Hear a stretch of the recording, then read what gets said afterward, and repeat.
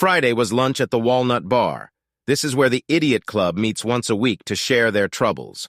The membership is not very impressive, just 4 middle-aged guys with one thing in common. Our wives cheat on us. Bradley Cook, Ray Timmons, Carl Marshall, and me, John Terrell, went to high school together. We all married our high school sweethearts and have remained friends all these 20 years. We have 6 children, 2 of whom are mine. All of them are either in high school or college. The 4 of us had no employment problems because we had something to feed the kids and pay the bills. The wives, on the other hand, were in a different situation. As the kids got older, the women had a lot of free time. They spent it together, shopping and going on various day trips. For the guys, it was all about lunch on Fridays, with occasional barbecues or parties at one of the houses on weekends. Carl was the first to notice that something was wrong. At first, he thought it was just his wife, Betsy. Then one day he brought it up in conversation, and it opened the floodgates. None of us had anything definitive to indicate that our wives were being unfaithful, but we all noticed little things that indicated something was going on. Bradley printed out a list of things husbands should look for if they suspected their spouses were cheating. After studying the lists, everyone became paranoid. Weekly conversations over lunch turned into a retelling of our wives' actions over the past week. Soon, we began to feel like we were fabricating everything just to fulfill some catastrophic prophecy we were projecting onto ourselves. None of us had the courage to confront our spouses. We had been married too long to risk pushing them away if we proved wrong. Besides, we were afraid of how an unjust accusation would affect the children. The biggest fear was that the suspicions might turn out to be true. Ray had a friend who worked for a private detective agency. We paid $4,000 up front for 1 week's work. We all contributed our share and gave the guy pictures, phone numbers, license plates, and types of cars. He was going to start work the following Monday and give us a report at the next Friday meeting. It was going to be a long week. All of the girls were in their 40s, but not all of them yet. They all looked good for their age. Ray and his wife Jenny had one son who was in college. He had an accident while they were still in high school. Jenny was short, a little over 5 feet tall. She was also a bit of a hippie, but dressed well to hide it. She dyed her hair a blonde color and wore it up to appear taller. But it didn't work. Jenny had the best personality of all. She could always make you laugh. Bradley ended up marrying a feisty Italian woman named Carla. Carla had a body any man would die for. Her hair was dark, almost black, but not quite. It went well with her olive complexion. She never stopped talking. They had a daughter who was very much like her mother. My wife, Marcy, seemed to be the leader of the pack. Marcy was not as tall as Betsy, but almost the same. She had natural blonde hair that she wore down to her shoulders. I always thought she was beautiful, but she had a few acne scars from her teenage years that she had to hide with makeup. She was self-conscious about them, and I tried to never mention it. I wasn't the most beautiful guy in the world, but I felt happy just being around her. By Thursday night, I was a mess. Marcy was in a good mood, and we had a great dinner that night. My sons, Josh and Jordan, had already left the house at 6 o'clock for an unknown destination.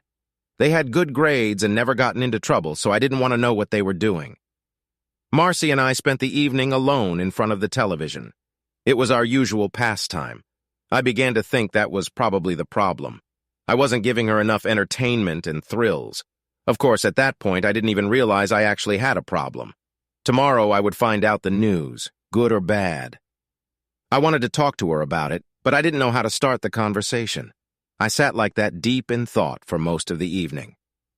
Shortly after Marcy went to bed, the boys came home.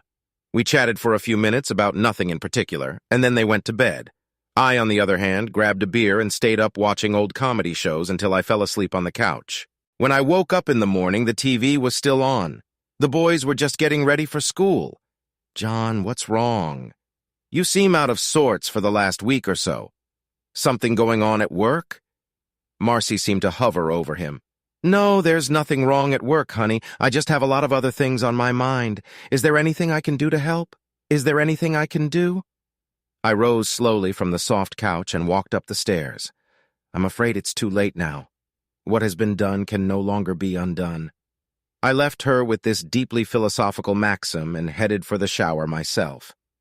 30 minutes later, I was on my way out the door. Marcy had made coffee and a light breakfast, but I walked past her without saying anything. She looked worried, and she should be. The rest of the morning seemed to drag on. It seemed to me that lunchtime would never come. Carl, Bradley, and Ray were already sitting at the table when I arrived. I thought I was going to get there early, but they all beat me to it. We decided not to order food, but we each had a draft. Frank Perella was the secret agent assigned to our case. It was a feeble attempt on our part to inject some levity into what would otherwise be a grim undertaking. Now, gentlemen, I have here reports for 4 different days, and each one deals with a different wife. Does anyone want to speak first, or should I do it one day at a time? After we all agreed that we should do the stories by day, Frank started with Mondays. To start, each of your wives meets with someone. For the first 4 days, we were just gathering information on when and where. We don't have any serious photo or audio evidence because that would cost you a lot more money and take longer. He paused for a moment, apparently for empty effect. It's interesting that only one wife can have an affair in one day. The other 3 were her cover. They'd all go out for the day together and all come back together. If they went shopping, the 3 who weren't dating anyone would buy something for the one who was dating. I can only assume that if there was a problem, they would cover for each other. Any questions yet? There were no questions, so he continued. On Monday, they all left together in Marcy's car. It was the easiest tale of the week. At 10 o'clock, they dropped Carla Cook off at 321 David Drive and then went to the Berkshire Mall. I walked back to the house on David Drive and waited to see what would happen next. The house is rented by a guy named Steve Springer. He works as a bodybuilder at Henderson Ford in Terrytown. We later found out that 10 minutes before Carla was dropped off, a cell phone call was made to the house. The same phone was used during all the other appointments. It's an unregistered cell phone, but we have the number. We don't know which of the women owns that phone. Bradley didn't look his best. He had a temper, and it looked like he was having a hard time controlling it right now. Ray said something quietly to him, and he calmed down a little. About 3 hours later, a call was made from the home phone to the cell phone. 10 minutes after that, Marcy and the girls drove by and picked up Carla. She drove each of them to their respective homes. That's it for Monday. Any questions? Bradley was already on edge. Can I get a beer? We ended up ordering 5 beers. Frank drank half of his beer and continued. Tuesday was Carla's turn to drive. They all drove to Renninger's Antique Market about 10 miles out of town. After parking the car, they kept together as they entered the market grounds. It was hard to keep track of them in the crowded aisles, but it didn't take long. About 10 minutes before they arrived, a cell phone call went off. The call was to the Dorchester Motel across the highway from the market. Betsy Marshall separated from the group and walked out the front door. I followed her and watched as she crossed the road and entered room 114 of the Dorchester Motel. Richard Tolliver had booked this room the day before. Mrs. Marshall stayed in the room for over 2 hours and then returned to the market where she met the other women at the same place where she had left them. They left the market and went home. Any questions? I couldn't help myself. Carl. Who the hell is Richard Tolliver? He's our optometrist. I thought she's been getting her eyes checked a lot lately. Carl slumped back in his chair, finishing his beer. There wasn't a single smiling face at the table. We decided to order another mug of beer each. On Wednesday, Betsy got behind the wheel. They drove to the Green Dragon Farmers Market. The cell phone call that day went to a different phone, but it was traceable. Instead of parking as close to the market as possible, they went to the far end of the parking lot where the motorhomes were parked. The 4 of them walked across the parking lot, but only 3 of them actually entered the market area. I had to go back and try to find out what happened to Jenny Timmons. She was nowhere to be found. I wrote down the license plates of all the cars she could have gotten away in. 23 of them. My men were able to match the cell phone number that had been called and the numbers of the motorhomes. An hour later, I was standing in front of a large Winnebago owned by Owen Zimmer. Mr. Zimmer owns a Volvo dealership in Lancaster. Shortly after noon, Jenny left the motorhome and joined the other ladies for lunch. Later, they were all laughing and joking as they walked back to the car to drive home. Ray, you drive a Volvo, don't you? Yes, we bought it in Lancaster last year. I wanted to do something nice for Jenny. It's a joke, but it's best none of you laugh. I waited with dread for what would happen next. I was the only one left. I definitely didn't want more beer. Okay, Frank, I can't stand the suspension. What the hell happened on Thursday? On Thursday, Jenny drove the Volvo to the King of Prussia Mall. They walked into the mall acting very casual. Marcy made a cell phone call and handed the receiver to Jenny. The executive suites joined the mall on the north side. The group headed that way, and then Marcy Terrell slipped away and entered the elevator. All we knew at that point was that she went up to the 5th floor. It took a few hours, but my people were able to cross-check the cell phone call against the license plate registration. State Assemblyman Alan Hoffman had rented room 511 for the day for a business conference. At 2 o'clock in the afternoon, a call was made from that room to our mystery cell phone.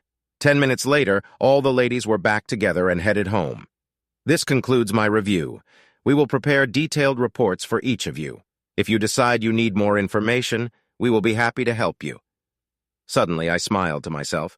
Carl noticed it and just had to ask, "What's so funny?" Alan Hoffman is a Democrat, and Marcy and I are Republicans. I just thought it was funny. The rest of the guys didn't get the joke. Frank gathered up all his papers. He had short, abbreviated reports for each of us. They were almost like a draft, but they had all the important stuff in them.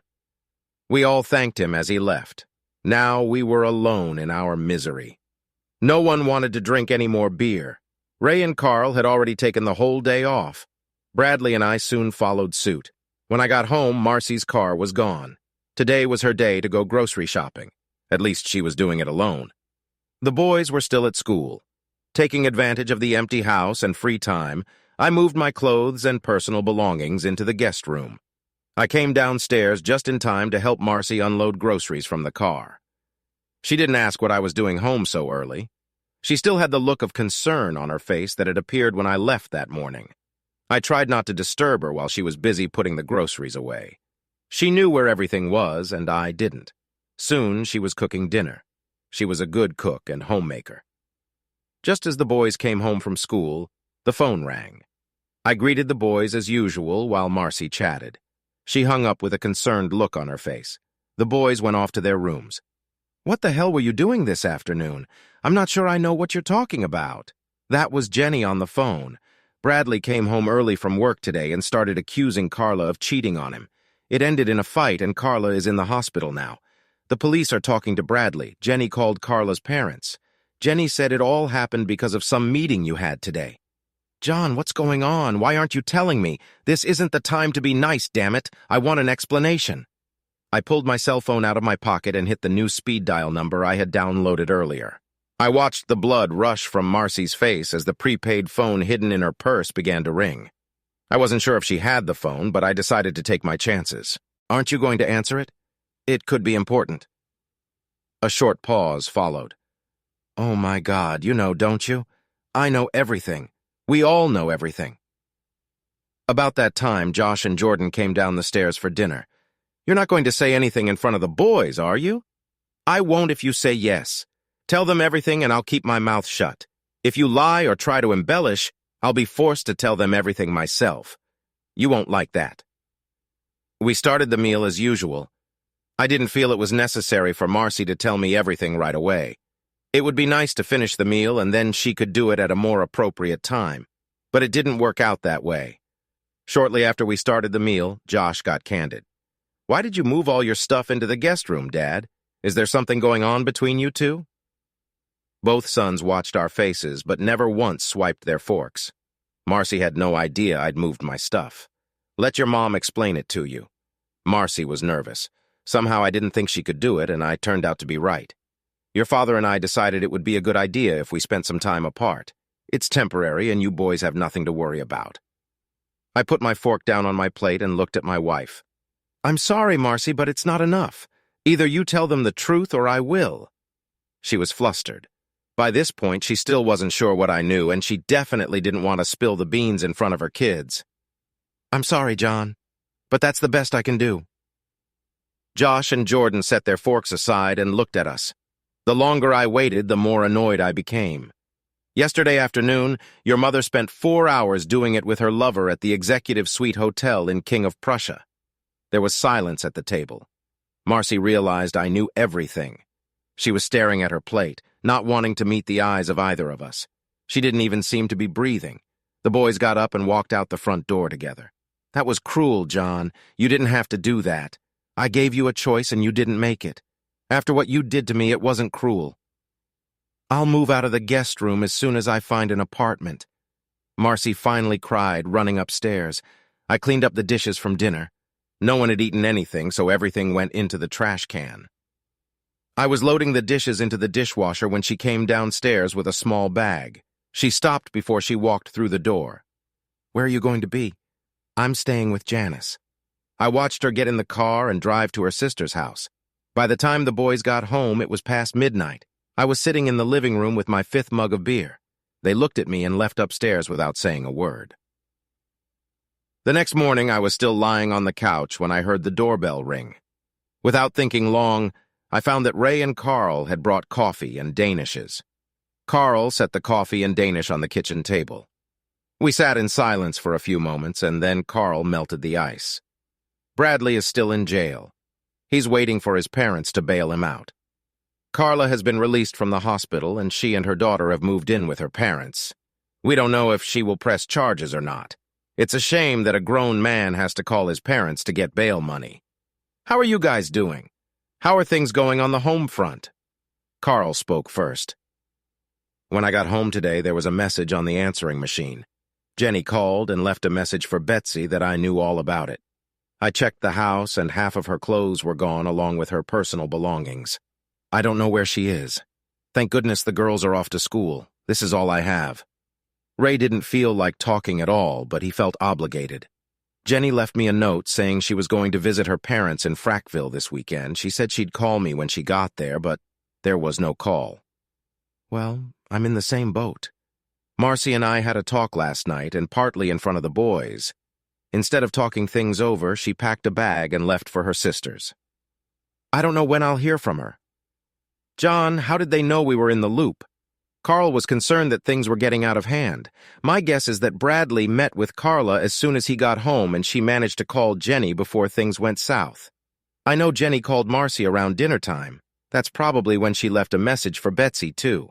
What about the guys? Does anyone know anything about what's going on with the assholes who set this whole thing up? Ray seemed a little flustered by the situation. We spent the next few hours talking about our problems. Josh and Jordan came down for breakfast and listened to the conversations, but didn't say anything. I decided not to hide anything from them. After Carl and Ray left, the boys and I had a heart-to-heart talk. They wanted to stay in the house until they finished school. Both of them would rather spend that time with me than their mother. I didn't do anything to tarnish her name or image. I didn't try to influence them in any way. It didn't really matter. The boys and I spent Sunday doing yard work, mowing, trimming, and pruning, which always seemed to be put off for later. We tried our best to kill time. Nothing was said all day about the family situation. Marcy didn't call. Bradley called to let me know he was out on bail. Carla had a restraining order against him. It seemed funny that 4 guys who had done nothing wrong were being forced to pay for the shit their wives had done. Something was wrong with the whole scene. Things didn't improve the next day. I was thankful that Josh and Jordan were old enough to take care of themselves. Josh was leaving for college in 3 months, and Jordan was leaving the following year. Bradley showed up at the house before I left for work. We went to IHOP together to have breakfast and break the news to each other. Carla agreed to drop the charges against Bradley if he would agree to a no-fault divorce. From his perspective, it wasn't difficult. He was going to start the paperwork as soon as we finished eating. I was going to have to take some action because in my mind the marriage was over. We each had our own issues to deal with, but Bradley and I decided that the 4 of us getting together would be a good idea. I agreed to buy a pizza if they brought beer. Work was hard for me. Joyce, my faithful secretary, tried to find out why I hadn't come back to work on Friday afternoon. She gave up when she saw I wasn't responding. The big surprise came just before noon. "Mr. Terrell, my name is Nelson Noyce. I'm with the state's attorney's office." He was fat and suffered from rosacea. Beads of sweat were visible between his thinning hair and on his forehead. I decided not to shake his hand. "What can I do for you? This is a cease and desist order served in the name of the state. You are hereby ordered to cease all inquiries into the personal life of State Assemblyman Alan Hoffman. Any further intrusion will result in criminal prosecution by the state. He handed me a manila folder that apparently held some legal documents. I'm sorry, Mr. Noyce, but I was under the impression that Assemblyman Hoffman is a public figure and therefore open to this kind of investigation. Are you a lawyer, Mr. Terrell? No. Then I suggest you read the order and don't make a fuss. At these words, a sarcastic smile appeared on his face. I leaned back in my chair and smiled back at him. Walking out of the office, he suddenly looked a little unsure of himself. I took the rest of the day off. There were 4 major television stations in the Philadelphia area that served the tri-state area. There were 3 other smaller stations in the surrounding cities. The drive to Philadelphia took an hour. 3 of the 4 stations were more than happy to hear about the cease and desist order, and 2 of them even recorded an interview with me. I didn't procrastinate, and unfortunately I had to paint my wife with the same brush I used to paint Hoffman. The TV station, which had no interest in the information, was extremely liberal and didn't want to alarm the Democratic Party chiefs. I stopped at 3 smaller stations on the way home, but they had already gotten the information from the wire service. Just as I was pulling up to my house, I heard the Assemblyman's affair being discussed on a radio talk show. I didn't make any more inquiries about Alan Hoffman's personal life, but told everyone what I already knew. He chose to play the game, and I just agreed to play it. Any legal action the state or assemblyman decides to take will only make things worse. Marcy came home in my absence and removed all of her clothes and personal belongings. She made her intentions clear. She left a note explaining that she would be staying with her sister indefinitely. I had no choice but to stay in the house with the boys, which suited me just fine. Tomorrow would be a good day to go to the bank if it wasn't too late. I also needed to meet with my lawyer. Josh and Jordan came home from school and immediately went somewhere. Things were friendly between us, but they preferred the company of their friends. Shortly after 5 o'clock, I got a frantic phone call from Marcy. She still hadn't said what she wanted and seemed content to rant about how mean I was for airing our dirty laundry like that. I tried to explain what her boyfriend had done to provoke the conflict, but she didn't want to hear any of it. Apparently, it didn't matter how the circumstances turned out. It was all my fault. It was starting to get fun. Soon, Carl Bradley and Ray showed up. I ordered pizza, and we settled in for a long evening. Richard Tolliver had disappeared, taking with him last month's deposits from Superlens Optical. They totaled over $60,000. Since he was the manager and not the owner, the money did not belong to him. Carl was fairly certain that Betsy was with him. Carl canceled all of his credit cards, but not before she used one of them at a motel in Indiana. He notified the authorities about the card's use. Driving past the house at 321 David Drive, Bradley found it empty and stopped by the body shop where Steve Springer worked. Bradley was sure Springer would get his last paycheck and leave a forwarding address. He told them he was Steve's landlord and wanted to send him a rent check. They gladly gave him the address. Once the divorce papers were ready, Bradley made the trip to Nitro, West Virginia. We all wished him luck. Ray grins stupidly as he told us about the disappearance of Jenny's Volvo. It was parked in front of her parents' house in Frackville. The car was insured, of course, but the payout exceeded the current appraised value. Jenny still hadn't called him, and no one had reported the car missing. He promised us that Owen Zimmer would hear from him soon. I have no idea what he did with the car. After I explained everything about the Alan Hoffman television expose, we discussed how we could help each other. We decided to call it a day when we ran out of beer. No sooner had I gotten the house in order than the boys came home. They had been getting a lot of complaints about their mother and were not happy. I had no idea how I could help them. The next morning, I never went to work. Joyce called me on my cell phone before I arrived. There were several officials and police officers waiting for me at the office. She told them that I would be in Baltimore for the rest of the day. She also notified Human Resources that I was taking a sick leave. I spent the rest of the morning with my attorney. I spent most of the afternoon at the bank. If I was sought out by the state, I wasn't too successful. Around 3 o'clock, I got a phone call I was in no way expecting. "Jack Terrell, this is Alice Hoffman. Actually, it's John, but I'm available to answer any question. How can I help you? Meet me at Luciano's at the bar 5 o'clock. I'll recognize you. Any particular reason? I think we can be of use to each other. No more questions. I'll see you at 5. This was completely unexpected. I'd seen pictures of Alice Hoffman on the news and in the papers. She was a force behind her wimpy husband. She came from money and knew how to use it. I had a strange feeling that this time Alan had overstepped his bounds. Alice Hoffman always had perfect hair and makeup. She always wore the best clothes. The term high maintenance was coined just for her. Marcy probably wanted to take her place, but Alan Hoffman didn't have the money, and Alice did. I stopped by the house to get a clean shirt and tie, but I couldn't get in. There were 2 official cars parked in front of the house. She would have to meet me sweaty and dirty. I had no trouble finding Alice Hoffman at the restaurant. A big, burly man in a dark suit met me at the door and escorted me to a secluded corner booth. "Do you mind if I call you Jack?" "Not at all. My father always calls me Jack, but he's the only one." The light was dim, but I could make out that her hair was blonde with silver flecks in it. They weren't dyed. She was in her 40s, but she was well on her feet. Her outfit was simple: a white blouse and a beige skirt.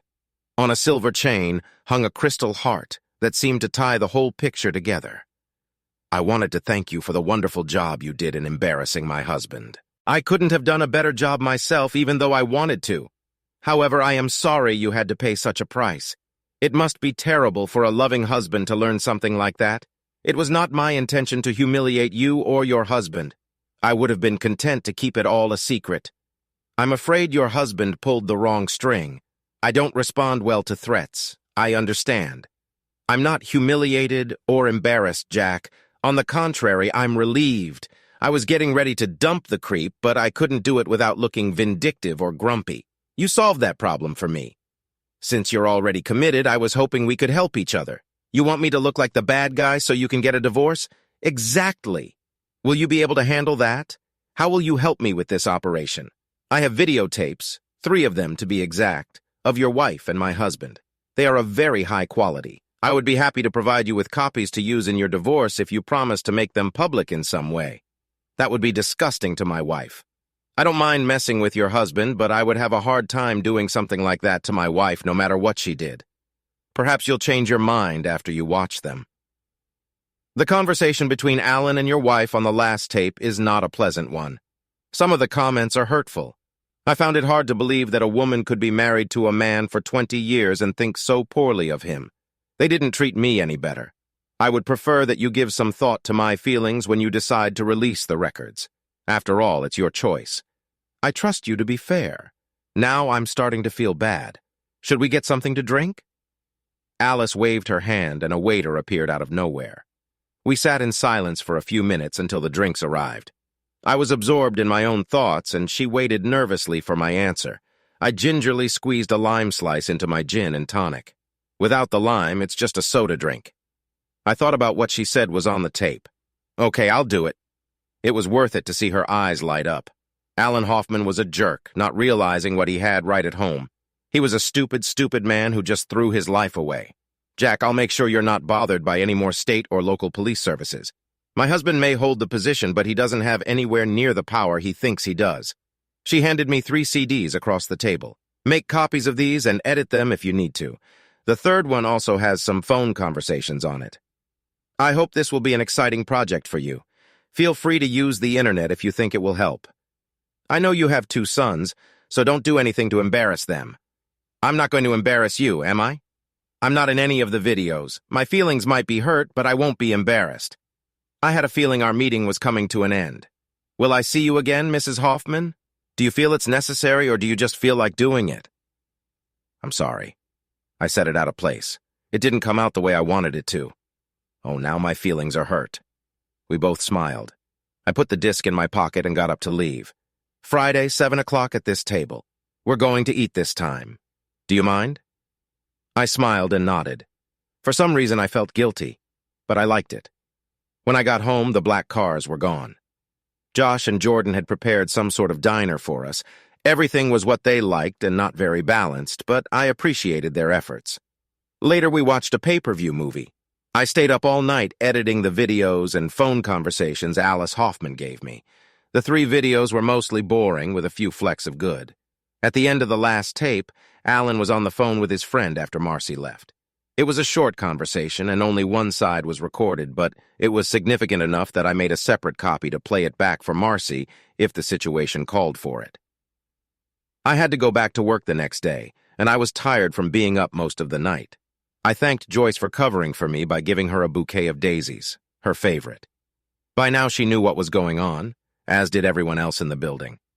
I couldn't figure out if I was considered a hero or a lowlife. One of the television stations from Philadelphia agreed to come to me about the video. This saved me the trip in the second half of the day. The TV reporter who took the edited disc was very happy to receive it. He was very careful to explain that almost all of it could not be shown on public television. Of course, I understood it all. I asked in passing if the rest of it might not happen to be elsewhere. He smiled to show that he understood what I meant, but didn't say so. Since he seemed receptive, I gave him a second disc that had the images on it. He shook my hand and promised me it would be done the way I wanted it done. Josh and Jordan had high enough SAT scores to get into college without a problem. Jordan, not knowing what to do, good old dad, applied for early admission based on his scores. All he had to do was get a high school diploma instead of another year of high school. I wasn't thrilled with the idea, but he got it all set up and felt confident. So now they will both be going to Pennsylvania State University at the same time. I took out a second mortgage on the house and prepaid tuition for both of them for 4 years. This took all of our savings and all of the equity that Marcy and I had in the house. I was now ready to determine the terms of the divorce. My wife would not be happy. I was staying late at work. Joyce was doing a great job covering for me, but it couldn't go on forever. Marcy called to complain about credit cards that no longer worked. I took the opportunity to tell her that she would have to start using her prepaid cell phone because I would cancel her regular phone that same day. In the evening, I told the boys that disturbing videos of their mother might appear on the internet. They weren't thrilled, but said I supported them in what needed to be done. The next morning, Marcy waited outside for Josh and Jordan to leave for school and then knocked on the door. She sat down at the kitchen table and I handed her a cup of coffee. "John, can we stop this? Things are getting out of control. I'm afraid to watch TV or even leave the house. I've heard rumors of pictures being posted on several websites. It's not fair, John. I know what I did was wrong, but I was careful and cautious, so you wouldn't be embarrassed or hurt. Your attempt at being cautious didn't go too well, did it? Do you have any idea how much embarrassment you've caused your sons? It wasn't me. It was you. When you made it all public, you ruined it. I think it would have been a good idea to let it go. I told you before that I would have been very happy to do so, but when your lover decided to threaten me, I was forced to change my mind. What made you get involved with such a despicable character in the first place? He wasn't despicable. He was understanding and caring. You took me for granted. He valued me. He flattered me and made me feel good about myself. My self-esteem always remained high for days after interacting with him. He was not despicable. I hated hearing my wife make excuses for her infidelity. The saddest part was that she was completely wrong about his feelings for her. I knew it would be cruel, but I felt it was time to end her life in a fantasy world. I pulled a small digital record player out of my pocket and placed it on the table. This is the phone call Alan Hoffman made to his friend the last time you two were together. I'm sorry, but under the circumstances, I feel obligated to play it back for you. I think it's unfair to blame me for what you did. For 20 years, I treated you with decency and respect, and you dropped everything for this guy. I hit the play button and watched her face as Alan Hoffman began to speak. It was a one-sided conversation. "Hey, Greg. Sorry I'm a little late. As always, terrific. Great way to brighten up a cloudy day." "I don't think so, mate. I'd never go out in public with her. Behind closed doors with the lights dimmed, she's a bombshell, but it doesn't go any further than that. The only reason I still go out with her is because she has a great head. I know, but her face looks like someone grated it on a cheese grater. Hell, I think she applies her makeup with a brush. That's why I always try to dim the lights. I don't know if she's up for a threesome, but I can suggest it next time we meet. No, that's okay. I'll be there in about 20 minutes. Marcy sat silently looking straight ahead. She wasn't looking at anything, just staring. Her eyes felt like they were misting up. I knew this tape was hurting her. All the years we'd been married, I tried not to bring up the subject of her teenage acne, scars, and marks. I could never hurt her like that. She focused her gaze on me. "I didn't need to hear that. What the hell did you think you were going to accomplish by playing that tape? At least I thought I could come out of this whole fiasco with fond memories, and now you've even ruined that." It was amazing. Alan Hoffman, my wife's lover, reveals his true feelings for her, and she takes offense at me. In 20 years, I've never once had managed you or anyone else about your complexion, and you still choose to side with this weasel. I put the recorder in my pocket and got up to leave. When I got to work, I called my lawyer and told him to deliver the divorce papers as soon as he had a chance. We decided to use infidelity as the reason rather than something milder. Carl called and made an appointment to meet for lunch. Joyce seemed to be a little tipsy because she found 2 websites with videos of my wife and Assemblyman Hoffman. I was sure they wouldn't last long because they didn't meet privacy requirements, but by the time they were taken down, the damage would be done. According to a local TV station, Alan Hoffman was on an unscheduled vacation in the Bahamas. There was no statement to the press. Lunch with Carl was interesting. Betsy and Tolliver were picked up in Kentucky near Fort Campbell. Some local cop was doing a random check of out-of-state license plates and ran them just for practice. As luck would have it, Tolliver's license plate was the winning number. Carl had no idea what was going to happen next, but seemed to be enjoying the situation at the moment. They had called him to verify her identity, but there was no indication that any other action was required on his part. Bradley borrowed a car somewhere and headed to Nitro, West Virginia. We didn't know what he was going to do, nor did we want to know. Good luck to him. Neither Carl nor I saw or heard from Ray for several days. The rest of the day passed quietly and without incident. Later, a realtor friend of mine stopped by to take down an ad for a house for sale. Since the boys were getting ready to hit the road and I was alone, I didn't need him. I was just hoping that after paying the realtor and closing costs, there would be enough money left over that I wouldn't have to take anything out of my pocket. There was some interesting news on TV that night. It seems that a $300,000 mobile home had burned to the ground in a parking lot at the Green Dragon Market. The mobile home belonged to Owen Zimmer, a businessman from Lancaster. Carson was suspected. I laughed to myself as I pulled a beer out of the refrigerator. It was nice to see that Ray wasn't going to take any of this shit personally. There was a Steven Seagal marathon that night. Hell, there was a Steven Seagal marathon every night.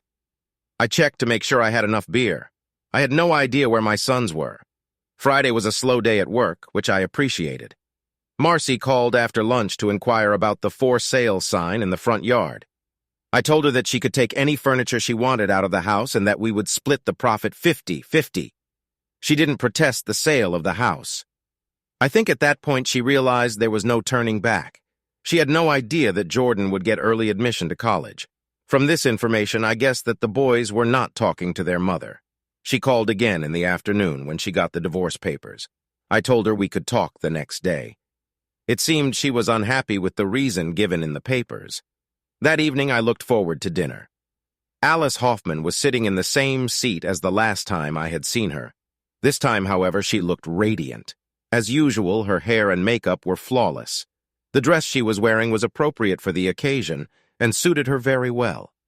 As I approached the table, I suddenly realized I was staring at her. I didn't notice your assistant when I walked in.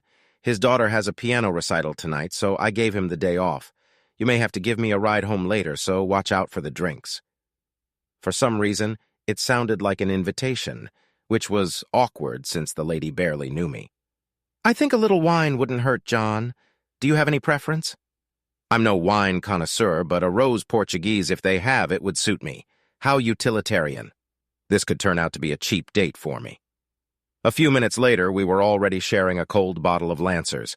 I sipped some and smiled. Since this is a date, as you said, I'm afraid I'll feel obligated to foot the bill. Please don't order the lobster. The conversation remained light and pleasant for most of the evening. At one point, Alice mentioned that it would make her divorce easier if she could get some sort of statement from Marley. Marley, confirming that she had cheated. I promised to talk to her about it. We didn't order another bottle of wine, but switched to coffee. Alice didn't order the lobster, and I ended up paying for the evening. I drove her home and walked her to the door. She didn't invite me in, but I gave her a quick kiss on the cheek. She didn't protest. It ended beautifully, just as it had begun. I enjoyed myself in her company. On the way home, I tried to think of ways to see her again. The guys and I were just finishing breakfast when Marley showed up. Josh and Jordan tried to be polite to their mother, but they weren't very good at it. They both went outside, and within minutes, The lawnmower was already breaking the morning silence. "What can I do for you, Marley?" I saw no reason to exchange pleasantries, so I got right to the point. "These are the terms of the divorce. I was wondering if I could convince you to change them to something less explicit. You don't like the term infidelity? I know it's completely justified and you have every right to use it, but I'd feel better if you softened it a bit. It didn't make sense since the media was putting it out there. I'll offer you a deal. If you give a statement to Alice Hoffman's lawyer confirming an affair with her husband, I'll change it to whatever you want. How did you get involved in the Alice Hoffman divorce case? Why is it so important to you?" My relationship with Alice was very casual and strictly professional, but I still felt a little guilty trying to explain it to Marcy. After what she had done, my indecision made no sense, but apparently I still felt married and obligated to be faithful. Now I realized that was a stupid trait to hold on to. Alice Hoffman contacted me to see if I could help her gather information that would help her in her divorce. She was the one who gave me the videotapes of you and Alan. At the mention of the videotapes, tears came to Marcy's eyes. She didn't cry completely, just sort of whimpered. I held out a paper napkin for her to wipe her face. Janice and I watched some of it online. It was horrible. They didn't even have the decency to block my face. Thank God they didn't give my name or where we live. How do you think I felt? I know it sounds cold, but I didn't think about how any of this would affect you or the boys. It wasn't until I found out about the tapes that I became concerned. I suppose that suggests you're not sorry for what you did, but for getting caught. I hate to say it, but I guess that's the way it is. There's no way I can undo what I did, and I can never do it again. I filled her cup with coffee, and she wiped her face again. "I'm sorry about what I did in the videos. I'm sorry you saw them. I don't understand why you did things to him that you didn't do to me. It's like you loved him more than you loved me."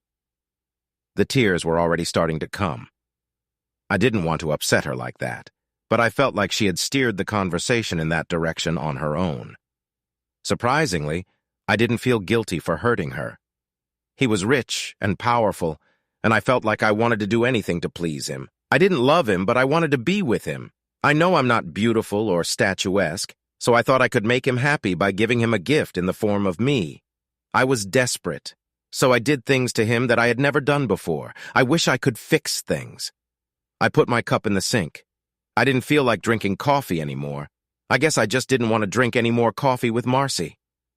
I grabbed Alice Hoffman's attorney's business card from the refrigerator and handed it to her. She took the card and walked out the door. "Actually, Marcy, what you said on the tape hurt me more than anything you two did together. You made remarks about me and our relationship that will forever be etched in my memory. Nothing seemed to escape your verbal attacks. You weren't happy with my looks, my job, my ability to provide for you or our lives. It seems that in your eyes, I couldn't do anything right. Divorce will be such a relief to you. You'll finally be rid of your loser husband. John, please, it wasn't like that. I'm sorry, Marcy. Goodbye." She stood on the porch still crying as I closed the door and turned away. As her car pulled out of the driveway, the lawnmower stopped. Josh and Jordan walked into the house and each grabbed a glass of cold Coke. "Are you going to break the news to us? Or are we still going to be treated like mushrooms?" Josh tried to be nice, but also get his point across. "Your mom wasn't happy that I got a divorce for adultery. She asked if I could change it to something so she wouldn't look like a slut. I hope you didn't agree. She's your mother, Josh. Have some compassion." They both looked at me, a little disappointed. They went back out into the yard, and a few minutes later the lawnmower was back on. Since Jordan had gotten his high school diploma, he didn't have to go to school anymore. Josh still had to go, but only to accumulate attendance days. He had already completed all the requirements for matriculation. Jordan used this time to earn some money working for a local landscaper. They enjoyed teasing each other. Josh could see the hot girls at school, and Jordan could make money. Things were slowly starting to get better. Anyway, Owen Zimmer's wife found out why his mobile home burned down. Turns out Owen was a salesman who worked at a Volvo dealership and happened to be married to the owner's daughter. He didn't own anything, but she did. The wheels didn't start turning immediately after his wife received a mysterious package in the mail. Soon, Owen would find himself on the street without a job and without a wife. Jenny was still living with her parents. Ray had made no attempt to contact her since he filed for divorce. Bradley returned from West Virginia with a satisfied smile on his face. He made sure Carla got a copy of the newspaper article describing the injury Steve Springer had sustained in an unprovoked attack over the weekend. Mr. Springer told police that 3 men jumped him for no reason as he was leaving his home. It was actually one angry husband with a baseball bat. Carla ended up canceling the divorce petition, but Bradley promised nothing one way or the other. Carl filed Betsy's divorce papers while she was in jail in Clarksville. He deposited everything and moved to Pensacola. I never found out what happened to Betsy. After Carl left, I didn't care. I had lunch with Alice a few times a week and usually had dinner in the evening once on the weekend. There was nothing romantic about it, just good company. After a while, we stopped mentioning the cheating and impending divorce. We did, however, talk about Alan, mostly because he hadn't returned from the Bahamas or wherever he'd been. It seems he had a special deal with some shady businessmen for the franchise of the state's DMV business. Large sums of money were changing hands, and a lot of people wanted to talk to Mr. Hoffman. Alice wanted to meet Josh and Jordan, but I was delaying the moment. There was too great a chance that someone would turn a beautiful relationship into something inappropriate. All of my clubmates seemed to have solved their marital problems with some form of satisfaction. I, on the other hand, felt mine was still in limbo, but things changed in ways I never imagined. Jordan got permission to take classes during the summer session for himself and Josh. With my permission, Josh was able to get his diploma without taking a year of classes. He will miss the graduation ceremonies, but both boys will be able to go to college early. Looks like Jordan was becoming quite the negotiator. I took time off work to help move them both to campus. I was alone now. I didn't remember leaving the house lights on when I left, and I didn't expect to find a heavy-set man in my living room. He held a Foster's in one hand and my first copy of The Big Kill in the other. Somehow I wasn't scared. The beer was from my refrigerator, and the book was from my library. He looked confident and calm as he acknowledged my presence. "Good evening, Mr. Terrell. I hope you don't mind that I relaxed a bit while I waited for your return. I trust your boys have settled in nicely. I've always enjoyed reading Mickey Spillane. His first 5 books were the best, don't you think?" My uninvited guest was dressed in a blue blazer and gray turtleneck. He looked like he belonged at the country club, not in my living room. He wore a pair of bifocal glasses on the bridge of his nose. Without answering, I left the room and got myself a beer. When I returned, he had put his book on the side table. I sat down across from him and tasted my long neck. He smiled and seemed very relaxed. "My name is Elwood Kincaid. Alice Hoffman is my only daughter. She needs help right now, and as far as I can tell, you are the only one who can help her. Now I know what real money looked like. Someone who likes Mike Hammer and Australian beer can't be all bad. I'm all ears, Mr. Kincaid. Please continue. There are several different groups of people looking for my daughter's husband. Unfortunately, some of them are not very nice. I had to move Alice to a safe place, and I need someone to watch over her, someone I can trust. I thought she had someone on staff to take care of that. Not anymore. I'm not going to explain. When I say look after her, I don't mean she needs to be physically protected. She needs companionship and comfort more. From what she's told me, you're the best person for the job."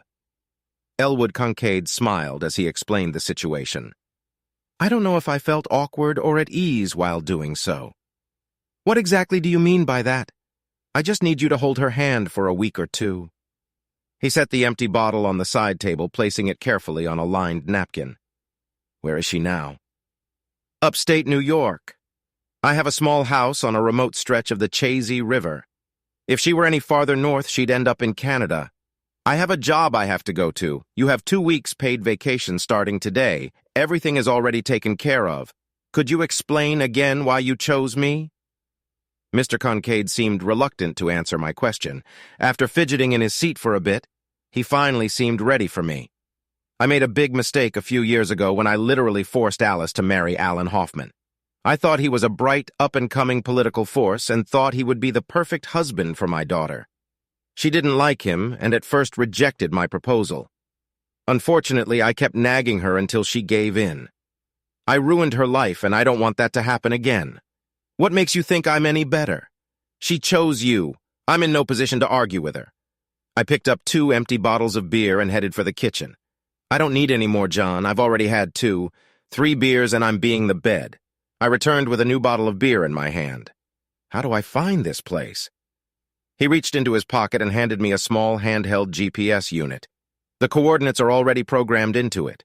You won't need it until you're north of Plattsburgh. I have a map for you too, just in case. I sat staring at the GPS as Elwood Concade got up to leave. If you'd like, you can take the book with you. Thanks, but I've already read it 3 times. How soon can you leave? I'll be out of here before dawn. I finished my beer as he headed out the door. I still didn't see where he'd parked his car. I needed a shower and a good night's sleep. I was almost to Binghamton when my cell phone buzzed. John, it's Janice. Where are you? I'm having trouble getting through. I'm on a little trip.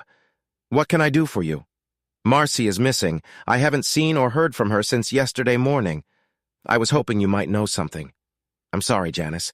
I was at the state college all day yesterday with the guys. I have no idea where she might be. She hasn't called in a while. John, I don't know what to do. Can you come over to our house? I don't think so. I'm in New York State right now and heading for Lake Champlain. I'll probably be here at least a week, maybe longer. Have you notified the police? Yes. They'll be here soon. I was just hoping you'd be here to talk to them. I don't have any thoughts that would help. You've been closer to Marcy the last few weeks, so you probably know better than I do where she is and what she's doing. Don't get me wrong. I care about what happened to her, but I'm not in a position to be of much help. I'll call you after the police leave. Maybe I'll give them your cell phone number. Is that okay with you? No problem. Thanks for the call. I'm sorry I can't be of more help. I spent the next few hours reminiscing about my and Marcy's life together. For some reason, I dwelled on the times I doubted her fidelity. It was never anything substantial. I remembered moments when I experienced bouts of jealousy when she talked at length with men she knew at parties or other events. I wondered about some of the little trips she had taken with her girlfriends over the years. Given recent events, I now felt that she might have had other affairs that I was too innocent to find out about at the time. I chastised myself for being too naive and gullible. Perhaps if I had been more careful and affectionate, none of this would have happened. A cup of hot coffee from Mickey D's brought me back to my senses. I didn't cheat, she did. Leave it here. North of Saratoga Springs, the phone rang a few times, but the reception was too bad to hold a conversation. I decided not to bother with it and just drove on. The cabin that Elwood Concade directed me to was not near Chazy, but further west. The GPS was a big help. Without it, I would not have found the place. The west branch of the Chazy River was solid rock and white water. Driving along it was very beautiful against the backdrop of the setting sun. In my imagination, I could see a native rainbow under every rock. I was hoping to find fishing gear at my destination. Naturally, I missed the turn. The GPS immediately informed me of my mistake. It was at least a quarter-mile down a paved gravel road before I saw the place. It was a stone cabin with a wide, full-width front porch. Given the abundance of rock in the area, it was understandable why they chose stone rather than logs. The cabin stood on a small mound about 100 feet from the river. When I opened the car door, the first thing I noticed was the sound of running water. The second was Alice standing in the doorway of the cabin, illuminated by the light from the room behind her. I imagined she was waiting for the sound of a car on the gravel or the light of headlights. I was flattered that she was anxious to see me. I was glad to see her. She waited on the porch like a little girl while I dropped off my bags. I had to drop them when she threw herself around my neck and hugged me. It would have been the perfect time for a real kiss, but we both pulled away, slightly embarrassed before it happened. She had hot chili on the stove and cold beer in the fridge. It was the perfect ending to a long day. Alice and I chatted for a few hours. I was still trying not to be too explicit. I liked Alice, but we were both married, and I was a little inexperienced with romance. The guest room was cozy, but the master bedroom would be nicer. Tomorrow, I would have to force myself to be a little braver. I woke up to the smell of sausages and cookies. Alice waited until my mustachy old face showed itself to her before she started on the scramble eggs. She was cheerful and alert. It turned out that she buys most of her clothes at L.L. Bean. It fit her much better than the fancy clothes she wore in town. She was proud of the quint jelly because she had made it herself. She had to admit it was delicious. When the first pot of coffee ran out, I used that as an excuse to go take a shower and shave. I felt comfortable enough to talk to her all morning. The rest of the morning was spent walking around the grounds. There were several hundred acres here, quite secluded. The river served as the boundary on one side and the main road on the other. I had never seen so many rocks in my life. It seemed like 1,000,000 years ago a glacier had stopped here to rest. After lunch, Alice introduced me to a small room full of fishing equipment. Her eyes lit up when she saw my excitement. 2 weeks would not be enough. I tried unsuccessfully several times to reach Janice on her cell phone. The cabin had electricity but no phone. Alice said that's what her father wanted. Who could argue with that logic? While Alice did minor household chores, I took inventory and explored the equipment room. I didn't have a New York fishing license, but Elle Wood had been kind enough to leave my fishing vest with my license. I didn't believe the fish and game warden would be interested in checking the stretch of private water, but it couldn't hurt to put it on. For my evening project, I chose an old bamboo rod with weathered eyes. The rod was at least 50 years old. Most of the glass eyes were cracked or missing. It was perfect for what I wanted. An old Mitchell spinning reel I discovered was in need of a good cleaning and lubrication. In the corner lay a broken spinning rod with matching eyelids. I was looking forward to tomorrow. The spaghetti dinner that Alice made that night was delicious. The only thing missing was fresh Italian bread. I made up for the lack of bread with a second mug of beer. Even though it was summer, we decided to build a fire. It was cool enough that we didn't feel uncomfortable, and I have to admit it was romantic. It only took a few hours to attach the spinning rod to my bamboo fly rod. Since I was ready for the next day, I spent the rest of the evening with Alice in front of the fireplace. She had an antique popcorn popper that we had fun trying to use. I think we burned more than half of it, but we had a lot of fun. The bonfire was starting to finish when Alice looked at me. "You're not going to make me sleep alone again, are you?" Needless to say, I missed an early morning fishing trip. By the time we crawled out of bed, it was too late for breakfast. We had scrambled eggs or brunch for lunch. I was amazed that we were as compatible in bed as we were at the dinner table. Alice insisted that I go fishing after lunch. She claimed she needed to rest. It was good to know that Alan had taught Alice the same sleeping tricks that Marcy had learned. I hate to admit it, but I'm an illegal fisherman. I spent 20 minutes collecting maggots from the bottom of the creeks. As bait, they were irresistible to trout. According to the state, it was illegal to fish for them. In less than an hour, I had 4 beauties. That night, we had fresh trout and home fries for dinner. Alice also brought a Mateus rose that she had brought especially for the occasion. Things couldn't have been better than they are now. I had completely forgotten about my missing wife. After 5 days of heavenly bliss, I decided it was time to make a little trip to Plattsburgh. We ate a few hamburgers and fries. We got a cell phone signal and I was able to contact Janice. Marcy was currently visiting with the FBI. Janice didn't know anything else, and I didn't care. I called the attorney and found out that the divorce was on schedule and no problems were anticipated. The real estate agent was happy to tell me that we had an offer on the house, but was unhappy that it was impossible to get consent signatures. I agreed to come back the next day to sign the papers, but had no idea how they would get Marcy's signature. The next morning, I was about to drive back to Pennsylvania when Alice told me that it wasn't necessary. We drove to the Plattsburgh airport where a private jet was waiting for us. I had no idea how she had arranged the plane, and I didn't even know it would be there. 2 hours later, we were home. It must be nice to have a rich daddy. I took care of a few small chores while Alice chatted with her dad. 3 hours later, we were on our way back to the house, or should I say cabin. Alice had bought a few more bottles of wine and a case of Foster's. She also bought some new underwear, though, I don't know why. It felt good to be back at the lodge. It felt like I belonged there. 2 weeks later, we had a visit from Elwood Kincaid. Somehow, he'd managed to get my final divorce decree. I was now a free man. He also had the death certificate for Alan Hoffman, who had apparently drowned in the shallows off Montego Bay. No one had any idea what he was doing there or how he got there. The FBI no longer needed Marcy. She was living with Janice again. Mr. Kincaid had ordered all the furniture and belongings from the house to be put into storage. I don't know if Marcy got any of it. If I wanted to come back, my old job would be open to me. I was looking forward to winter on the west branch of the Chazy River. Thanks for watching. I hope you enjoyed it, so subscribe to my channel and watch the next video.